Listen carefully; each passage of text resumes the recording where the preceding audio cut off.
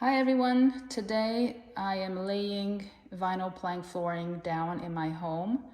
I will do this in the entire home, and I would like to give you guys a few tips in case you are stuck with multiple levels of flooring heights, and also if you're wondering where to start when you're doing multiple rooms. First of all, in my home, I have tiles in the bedrooms. I have old linoleum in the bathroom and laminate in the living room, and then tile again.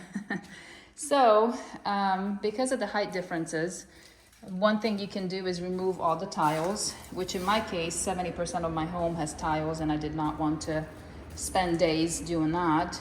The other option is to buy, I bought this at Floor & Decor, an underlayment, and these are cork underlayments, and they come in different thickness. I believe 1/8 of an inch, 1/4 of an inch, and 1/2 an inch thickness. For me, to even out the differences in the floor, the 1/4 inch worked perfectly. It's almost level. And then once I put my underlayment down, which is a little thicker than normal, this is designed for laying vinyl plank over tile because of the grout lines. So when you have a little bit of a difference in height, if it's just like maybe 1 or 2 millimeters, it really isn't going to make any difference. I also have a vinyl plank flooring that is 6 millimeter thick, so it's much thicker than some of the other ones that 3 or 4 millimeter thick ones that you can buy at Home Depot. And I had a little area right here where the concrete was uneven. You need to have a level to see that you are pretty close to even, and I was pretty even everywhere except for in this area. So I used this product. It's a pre-mixed floor patch by Henry, and it dries about 2 hours, so I should be able to continue once this dries.